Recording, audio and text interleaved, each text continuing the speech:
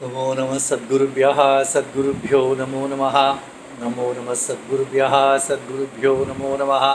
ज्ञानवैराग्यसम्पूर्णान् हरिभक्तिपरायणान् पूर्वाचार्यानहं वन्दे सम्प्रदायप्रवर्तकान् भगवत्पादमाचार्यं श्रीमद्रामानुजं मुनिं श्रीमदानन्दतीर्थं च रामानन्दयतिमितं श्रीवल्लभं च निम्बार्कं कृष्णचैतन्यमेव च ज्ञानेश्वरं तथान्याञ्च पूर्वाचार्यान् स्मराम्यहम् आचार्येष्वपि सर्वेषु तारतम्यं विना कलौ शुद्धं भागवतं धर्मं जग्राह प्रेमिको गुरुः कालान्धकारेण व्याप्तं भुवनमण्डलं विलोक्य कृपयाचार्यचक्रे वैष्णवसंहितां हरे रामेति कृष्णेति नाम संकीर्तनं सदा लोकक्षेमाय कुर्वन्तं प्रेमिकं सद्गुरुं भजे। श्री अण्णा द्वारा विरचित श्री वैष्णव संहिता के छठे भाग का 7वां अध्याय। श्री सद्गुरुवाच दुर्लभं मानुषं जन्म दुर्लभः साधुसंगमः दुर्लभः विष्णुभक्तिश्च गोपी भावः सुदुर्लभः। श्री अण्णा कहते हैं यहाँ पर कि मनुष्य जन्म प्राप्त होना अत्यंत दुर्लभ है। 84 लाख योनियों में भटकने के पश्चात भगवत कृपा से कभी कभी मनुष्य योनि प्राप्त होता है। तो मनुष्य योनि में जन्म लेना दुर्लभ है। मनुष्य जन्म प्राप्त होने पर भी सत्संग मिलना दुर्लभ है। दुर्लभः साधु संगमः, सत्संग भी प्राप्त होगा, वो ठीक सत्संग होना चाहिए ना। इसे दुर्लभः विष्णु भक्तिश्च, उस सत्संग से विष्णु भक्ति प्राप्त होनी चाहिए। उसके पश्चात गोपी भावः सुदुर्लभः, विष्णु भक्ति में भी अनेक प्रकार से भाव भक्ति किया जाता है ना, दास भाव सखा भाव, तो उसमें भी गोपी भाव के प्रेम में भक्ति करना अत्यंत सुदुर्लभः। संप्राप्य मानुषं जन्म भारते जन्ममंडले येषां न माधवे भक्ति ते नूनम धिक्कृताः असुरैः।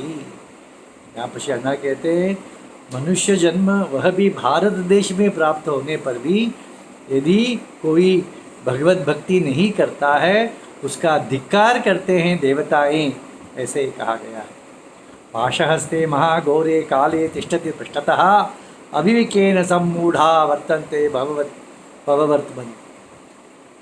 यमराज अपने हाथ में पाश लेकर खड़ा है, अर्थात कब इसे मृत्यु दंड दे, इसे मृत्यु कब दे, इस प्रकार वो प्रतीक्षा कर रहा है, पीछे ही खड़ा है। परंतु यह अविवेक बुद्धि वाला मनुष्य संसार के सुखों में भटकता है। पूर्वं जन्म न जानन्ति न तथा मरणात् परम अल्पकाले मुख्यन्ति संसार सुखलोलुपा। हम कहाँ से आए, हम जन्म से पहले क्या थे, कहाँ थे, पता नहीं। मृत्यु 60-70 के वर्ष के पश्चात कहाँ जाएंगे, पता नहीं। अल्पकाल 60-70-80 वर्ष का आयु में संसार सुखों में मोहित होकर भटकता है। अनित्यम यौवनम हेतद अनित्यम सुंदरम वपु। श्री अण्णा हमेशा कहते हैं आकाश का आयु कितना है, पृथ्वी का आयु कितना है, तुम्हारे आयु कितना है। आकाश के हजारों है, हमारा 70-80 साल है, परंतु आकाश को पृथ्वी नहीं समझ में आता, नहीं दिखता। न पृथ्वी आकाश को देख सकती, तो हमें आकाश भी दिखता है, पृथ्वी भी दिखता है, उन सब से हम श्रेष्ठ है। तो यह भावना आनी चाहिए। सो हम अनंत है, हम शाश्वत है, ऐसे विचार आने से आत्मा की विचार हम कर सकते हैं। अनित्यम यौवनम एतद अनित्यम सुंदरम वपु। ये शरीर है, अनित्य है, कभी मरण आ सकता है। और यौवन का गर्व कहा, यौवन आप है, कुछ दिनों में यौवन भी मिट जाने वाले हैं। तो हमेशा अण्णा कहते हैं कि नहीं, यौवन से गर्व करता है तो बुढ़ापा आ रहा है, मैं स्वस्थ हूँ ऐसा गर्व कर अभिमान करने से रोग पीछे ही आ जाता है। मैं धनवान हूँ ऐसे विचार करने से दरिद्रता आ जाती है। इस प्रकार सब अनित्य है। न पश्यन्ति तथापि एवं कामदूषित मानसाः। परंतु कामना के वश होकर मनुष्य यह सब नहीं देखता। अनंत कोटि जीवानाम जननम मरणम तथा पश्यंतोपि न जानन्ति माया चक्रम जगत गुरो हो। कोई किसी का प्रेत यात्रा चल रहा है तो इसे जो व्यक्ति देख रहा है उसे यह नहीं पता कि कल उसी का यात्रा हो सकता है। जैसा कि वो शाश्वत है, वो देख रहा है कि मैं शाश्वत हूँ, कोई मर गया है। तो अनंत कोटि जीव जन्म मरण होते रहता है, परंतु इन्हें देखने के बावजूद ये मनुष्य माया चक्र में जकड़ा हुआ है। मकारेण संयुक्ता धनदार ग्रहादिषु न जानन्ति परम तत्वम आनंदम हृदय स्थितम। ममकार मेरा है, मैं हूँ, मैं मेरा, इस प्रकार धन घर पत्नी बच्चे मेरे हैं ऐसा गर्व करता है, परंतु अपने हृदय में जो स्थित आनंद है, आनंद स्वरूप भगवान है, उसकी उपेक्षा ही करता है। अहो भगवतो माया योगी विश्वसु दुस्तरा यया संपीड़िता मर्त्या भवन्ति भवरोगिणः। श्री अण्णा कहते हैं, अरे देवताएं भी योगी भी इस माया में जकड़े हुए हैं, तो असाधारण मनुष्य भवरोग में जकड़ गया है, तो इसमें आश्चर्य की बात क्या है।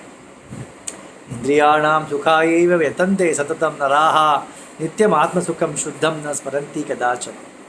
अपने इंद्रियों के सुख के लिए बहुत प्रयास करता है, भटकता है, धन कमाता है, परंतु अपने अनित्य इंद्रियों के लिए इतना प्रयास करता है, परंतु नित्य आत्म तत्व के लिए उसके चिंतन भी नहीं करता। यह प्रयासः कृतो नित्यम अल्प इंद्रिय सुखाय वै तस्य अल्पंच न कुर्वन्ति निजलाभाय मानव। जितना प्रयास वो इंद्रिय सुख के लिए करता है, उसमें एक छोटा सा अंश भी वह अपने आत्म सुख के लिए नहीं करता। क्रीडासक्ता ही बाले तु कामासक्ता च यौवने चिंतासक्ता च वार्धक्यो वृथा कुर्वन्ति जीवनम। ऐसे हम मनुष्य जीता है, बचपन में खेल कूद में बचपन चला जाता है, काम वासना काम भोग में यौवन चला जाता है, फिर वृद्धावस्था में चिंता से ग्रस्त हो जाता है, इसी प्रकार जीवन समाप्त हो जाता है। परंतु इसी प्रकार का ही जीवन अधिकांश लोग जीते हैं। जलठा बहवो लोके कफसं रुद्धवक्षसः गृहपालाः श्वानैव द्वारे तिष्ठन्ति वचिताः। अधिक बूढ़ा होने पर कफवात पित्त का तकलीफ होता है। घर के बाहर बैठा हल्के गृहपाला, कुत्ते की भांति गृह का रक्षक कुत्ता ही करता है कि नहीं। कुत्ते की बात घर के बाहर बैठा रहता है, घर के भीतर लोग बोलेंगे हमेशा आपके कफ से हमें तकलीफ होता है, आप बाहर ही बैठिए। तो इस प्रकार वो बाहर बैठा रहता है। कृपयैव ही कृष्णस्य नूनम देवशिखामणेः नराणां लोकयात्रायां विरक्ति उपजायते। भगवत कृपा से ही भगवान जो देवादिदेव है, सभी देवताओं का जो देव भगवान है, उस कृपा से ही देह यात्रा में विरक्ति उत्पन्न हो जाता। प्रह्लादो बालकश्चापि ध्रुवो नारद एव च अन्ये च बहवो भक्ताः कृष्ण कृपयोधताः। कृष्ण कृपा से प्रह्लाद हो, नारद हो, ध्रुव, ये सब भगवान की कृपा से कृष्ण भक्ति प्राप्त की थी उन्होंने। अहो धन्यतमं लोके पवित्रं साधु जीवनम येषां बालेपि गोविंदे संजाता नैष्टिकी रति। ऐसे संतों के पवित्र जीवन की क्या कहना, वे जिनका बाल्यावस्था में ही कृष्ण भक्ति उन्हें प्राप्त हो जाता है। प्रहलाद, ध्रुव, नारद भी बचपन में ही उन्हें साधु संग से भक्ति प्राप्त हुई थी। आसीद वही आयु होने के पश्चात बुढ़ापे में भक्ति हो जाती है, किसी को दर दर की ठोकरें खाने के बाद भक्ति हो जाती है। जो जिन्हें बाल्यावस्था में ही भगवत भक्ति हो जाती है, ये धन्य है। आसीत् देववने पुण्ये श्यामदास इति श्रुतः वैष्णवाराधनपरो गृहस्थः कृष्णकिङ्करः आचरन् साधुकैङ्कर्यं सर्वपत्न्यानुकूलया दीनोऽपि पूर्णहृदयः कृष्णभक्तिं चकार सः। देववन नामक वन में 12 वन है ना वृंदावन में, तो देववन में श्यामादास नामक एक महा वैष्णव थे, गृहस्थ थे और साधु सेवा करते थे। उनका पत्नी अनुकूल पत्नी मिलाता था उन्हें और कृष्ण भक्ति करते थे। ध्रुवदासो नाम तस्य तनः पंचहायनः दिव्य प्रतिभया युक्तो गुप्तार्थैव सागरः। उनका एक 5 वर्ष का बालक था, ध्रुवदास जिनका नाम था, और उनकी प्रतिभा दिव्य प्रतिभा थी उनके पास। जैसे गुप्तार्थैव सागरः, सागर कैसे, सागर के बीच में रत्न को छुपाया हुआ रहता है सागर, बाहर सिर्फ लहरें दिखती है, उसी प्रकार यह ध्रुवदास अपने हृदय में रत्न के जैसे गुणों का संचय किया हुआ था। स एकदा च सत्संगम कश्चित् प्राप यदृच्छया तत्र सुश्राव कृष्णस्य कथां कर्णसुखावहां। एक समय वह यदृच्छया अकस्मात सत्संग को चला गया। यहाँ पर हमेशा श्री अण्णा कहते हैं यदृच्छया का अर्थ श्रीधर स्वामी कहते हैं कृष्ण कृपया। सत्संग कृष्ण कृपा के बिना नहीं प्राप्त होगा, तो जब कृष्ण की कृपा होती है तभी सत्संग प्राप्त होती है। तो वह सत्संग को गया था, वहाँ पर सुंदर कृष्ण कथा उसने सुना। बालेव ध्रुवो विष्णुम अपश्यत भक्ति निष्ठया कृपया नारदस्यैव यमुना तीरकानने एवं हरिकथां श्रुत्वा प्रेम भक्ति प्रदायिनीं ध्रुवदासस्य हृदये विचार समजायत। उस दिन ध्रुव चरित्र का कथा साधु कह रहे थे कि बाल्यावस्था में जैसे इस प्रकार नारद के कृपा से वह ध्रुव मधुवन चला गया, वहाँ जाकर उसने तपश्चर्या की और उसे कृष्ण भक्ति प्राप्त हुई थी। तो यह कथा उस ध्रुवदास ने सुना। गच्छन्ति अहर्निशं मत्याः पापकृत्यै अमालयं न जानन्ति परम क्षेममहो लोकस्य मूढता कः पिता का च माता मे को बन्धु किं बृहच्च मे कालेन वंशमानस्य सर्वं मिथ्यैव दृश्यते अहमद्यैव सहसा सम्प्राप्य त्रिपुरावनं रक्ष्यामि करुणा सिन्धुं संसार भयनाशनम। देखिए ये 5 वर्ष का बच्चा कथा हरिकथा सुनते ही उसके मन में कैसे विचार आ गया कि हर दिन लोग यमराज के घर जाते हैं पर अपने जो भलाई है वह नहीं जानते हैं। मेरी माता कौन है, पिता कौन है, कौन बंधु, सब अनित्य है, क्योंकि मेरे पहले ही मेरे माता पिता का स्वर्गवास हो सकता है, तो या उनके रहते ही मेरा मृत्यु हो सकता है। तो इसी प्रकार सभी अनित्य है, तो अनित्य है इसीलिए मिथ्या है। जो श्री अण्णा हमेशा कहते हैं हम जगत को मिथ्या क्यों कहते हैं, क्यों अनित्य है।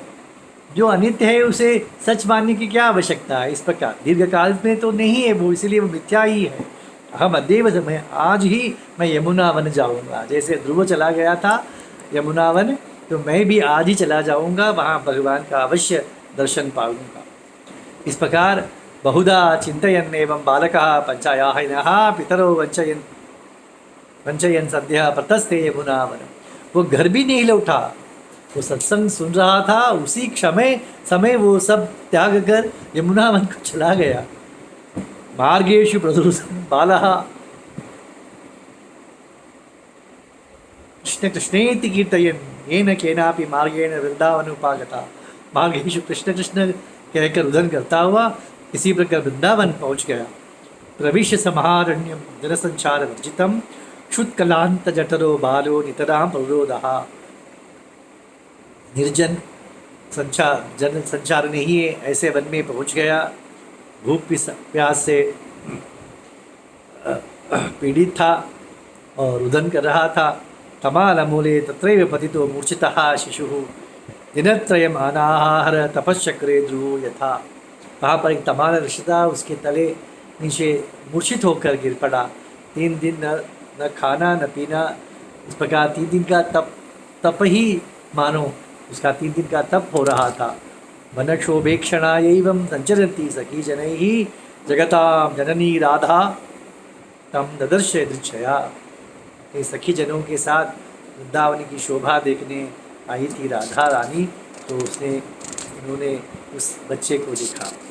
क्षुत्क्लांत जठरम दीनम मृदुदंच बालकम आह्वयंतम लोकनाथम अनाथमिव संस्थितम विलोक्य ध्रुवदासम तम अस्त्राकुल विलोचना अंके निधाय कृपया शांतयामास राधिका। भूकृपा कृपा सा से तड़प रहा इस बिना खाए बिना पिए इस दीन बालक को देखकर दयामयी को दया आया और वो उस राधा रानी ने उस बच्चे को अपने गोद में ले लिया और उसे सांत्वना प्रदान की। दिव्य सौंदर्य संयुक्ता वासंती कुसुमोज्वला सर्वसद्गुण संपूर्णा सर्वाभरण भूषिता मातरम जगत सर्वजगता सरसीर्वलोचना कांक्षी कलाप पर्यस्तां प्रणत कनक रूपुरां वात्सल्यपूर्ण वचनां वनिता गण सेवितां कज्जलालिप्तनयनां करुणारस संवृतां आत्मानं सान्त्वयन्ती च लालयन्तीं मुहुर्मुहुः अपृच्छत् प्रेम संयुक्तो ध्रुवदासो लोक्यता। तो भगवान राधा रानी का वर्णन कर रहे हैं। दिव्य सौंदर्य था उनका और वो अपने ध्रुवदास की सांत्वना कर रही थी। तो जब बालक ने आंखें खोली उन्होंने राधा रानी को देखा, वो नहीं पहचानता था वो वही एक माता है। तो आंखें खोली और ध्रुवदास कहने लगा, ध्रुवदास उवाच का त्वं जननी वात्सल्यात् करोषि प्रेमलालनं सुखञ्च वर्धयस्येवं पितृभ्यां रहितस्य मे। कौन है आप, मुझे प्रेम से वात्सल्य से मेरे लालन करते हो। मैं माता पिता को छोड़कर आ गया हूँ और वह प्रेम मुझे आप दे रही हो, आप कौन है। ध्रुवस्य चरितं श्रुत्वा कृष्णदर्शनकांक्षया अहम आगतवान् अत्र तपः कर्तुं दृढ़व्रतः। मैं तो ध्रुव चरित्र सुन रहा था तो उससे प्रेरित होकर मैं यहाँ पर आ गया। अस्मिन् महावने घोरे न भयं किंचिदस्ति मे प्राप्तुमिच्छामि गोविंद मृत्यु संसार सागरात्। मुझे इस भयानक वन में भय नहीं है, मैं तो गोविंद को प्राप्त करना चाहता हूँ। तव संस्पर्श मातेन क्षुत विपासाश्रमश्च मे मम दुखेन महता स्वयं असंगतो बत। आपके स्पर्शन से भूख और प्यास का जो श्रम था वह भी नष्ट हो गया। जानासि यदि मातस्वं कृष्णदर्शन साधनम रूहि में कृपया सद्य स्वमेवासि गुरु मम। आहा, वो बालक कहता है यदि आप जानती हैं कृष्ण दर्शन का साधन तो मुझे आप बताइए, आप मेरी गुरु हैं। श्रीदेवी उवाच मा कुरु त्वं तपो घोरं सुकुमारोऽसि बालका शीघ्रमेव प्रभुः कृष्णः करिष्यति कृपां त्वयि। हॉर्स माउथ कहते हैं ना, राधा रानी स्वयं कहती है तुम बालक कोमल बालक हो, तुम्हें कठिन तपस करने की आवश्यकता नहीं है, शीघ्र ही कृष्ण का दर्शन तुम्हें प्राप्त हो जाएगा। मद दर्शन अमोघम ही भक्त श्रेष्ठोसी बालका जानी ही माँ महाबुद्धे साक्षात राधा हरिप्रिया। मेरा दर्शन अमोघ है, व्यर्थ नहीं जाएगा। मैं कौन हूँ? मैं राधा हूँ। मयि कृपया बाल सर्वं मे दिव्य चेष्टित सदा वृंदावने पश्य दिव्य दृष्टि ददामि ते। तो राधा रानी कहती है मेरी कृपा से मेरी सभी दिव्य लीलाओं को तुम देख सकते हो। इस वृंदावन में दिव्य दृष्टि से तुम विचरण कर सकते हो। मैं तुम्हें दिव्य दृष्टि प्रदान करती हूँ।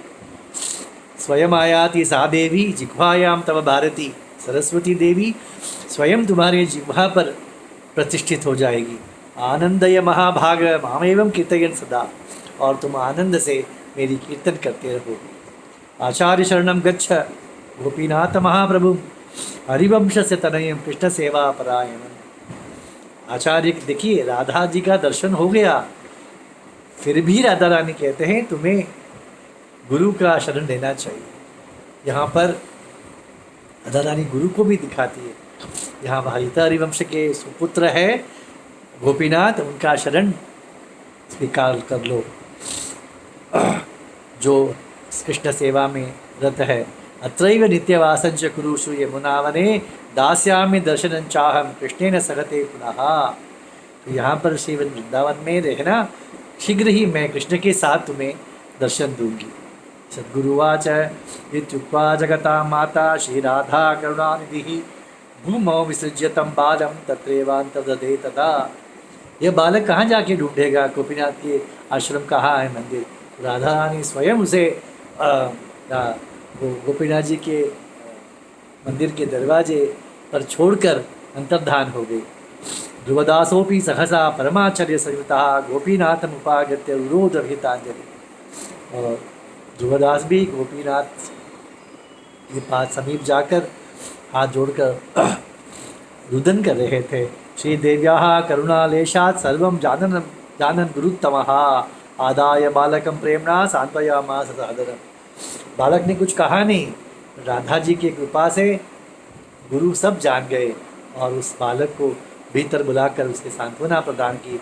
संततम कीर्तयन् कृष्णं राधा वल्लभम अच्युतम दिव्य ज्ञानेन संयुक्तः तत्रैव वसद आरुभकः। तो राधा वल्लभ का सेवा करते ही वहीं वह बालक निवास करने लगा। एवं ही श्यामदासोपि विचिन्वन् बालकम तथा वृंदावने विलोकेन परमं हर्षमापस। वहाँ पर उनके पिताजी श्यामादास, अरे बालक सत्संग गया था लौटा नहीं, ऐसा चिंता करते हुए वे उसे ढूंढ ढूंढ के वे भी वृंदावन ही आ गए और ठीक गोपीनाथ जी के आश्रम में आ गए। जब उन्होंने देखा कि गोपीनाथ के हस्त दीक्षा दे रहे थे ध्रुवदास को, यह दृश्य देखा उन्होंने तो संतुष्ट हो गए, मेरा पुत्र ठीक समय जगह पर आ पहुँचा है और हर्षित हो उठे। चरितम ध्रुवदासस्य यह पठेत शृणुयात् नरः स एव भाग्यवान लोके कृपा पात्र रमापति। जो यह व्यक्ति ध्रुवदास का चरित्र सुनता है या पढ़ता है वही भाग्यवान है, वह कृष्ण का रमापति का कृपा पात्र बन जाएगा अवश्य। श्री प्रेमकेंद्र सद्गुरु महाराज की जय।